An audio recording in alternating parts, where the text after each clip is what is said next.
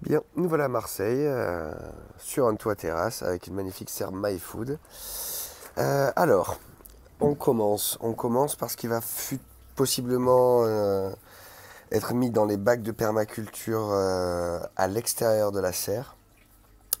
Donc on a un groseillier rouge, un groseillier blanc, cassissier, mûrier qui fait des murs rouges, mûrier qui fait des murs noirs, baie de goji, un peu de vigne, une main de Bouddha. Alors tout cela, ces agrumes, c'est des agrumes que j'ai achetés tout pas beau à -50 en jardinerie et qui prennent une seconde vie dans la serre. Et une belle seconde vie parce que je trouve qu'ils dépotent plutôt pas mal. Juste petit bémol pour la main de Bouddha qui avait un peu de cochenille incrustée, donc que j'ai dû un peu dessouder. Ensuite, c'est la grosse surprise, elle est là. C'est un énorme, alors gigantesque, tournesol chocolat planté il y a 2 mois, et même pas, 1 mois et demi. Et d'ailleurs, la tête, j'ai voulu la contraindre en mettant du poids parce qu'il dépasse les limites de la serre. Et du coup, ça a cassé. Mais néanmoins, ça continue de se développer. Et là, les fleurs sont sur le point d'arriver. Et donc, le tournesol chocolat a la particularité d'être polyflore. Et, euh, et donc, je devrais avoir plein de jolis tournesols rouge pourpre. Et d'ailleurs, je sais pas si on va bien le voir. Non, on voit que dalle. Mais un système racinaire juste hallucinant dans l'Aérospring. Voilà. Ensuite, donc là, on a des bacs de perma avec courgettes, des variétés ancestrales de tomates, un persil tubéreux dont on peut manger les feuilles évidemment, mais qui surtout a la particularité d'être un légume perpétuel.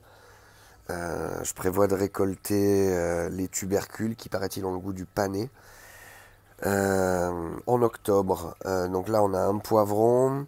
Alors je me régale à avoir des trucs un peu originaux. En l'occurrence là on a une plante champignon qui a un goût de champignon, bon naturellement des œillets d'Inde au milieu. Ensuite dans ce bac un mélange de poivron, haricots, au milieu un petit mix avec de l'épinard fraise, de la mâche, de la moutarde brune, de l'oseille sanguine et de la roquette. Des radis. Et qu'est-ce qu'on voit au milieu des radis? Dis donc. Eh ben un petit plant de cannabis qui est sorti spontanément. J'en ai un autre un peu plus loin. Je pense lié à la paille de chanvre. Voilà, là on a encore de la tomate.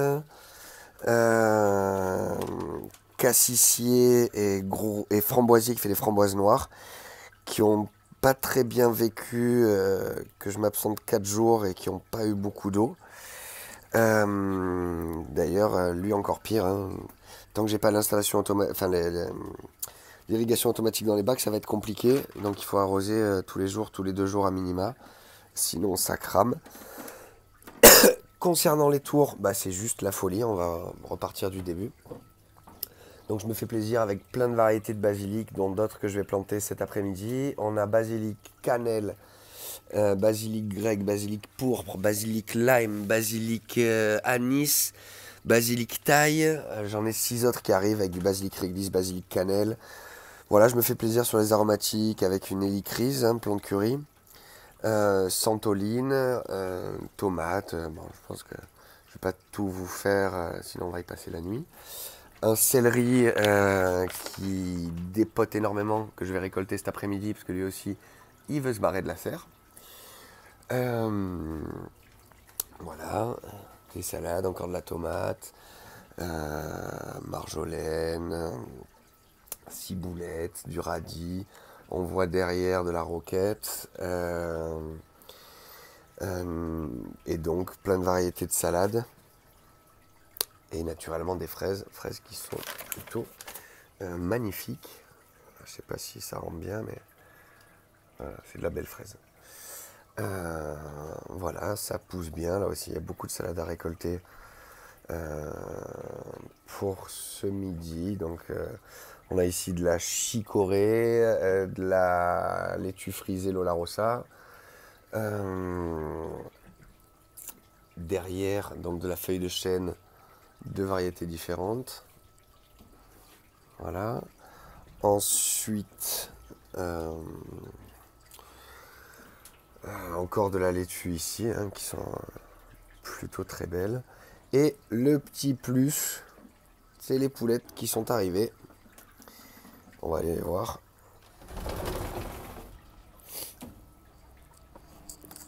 Voilà, ça c'est le petit bonus.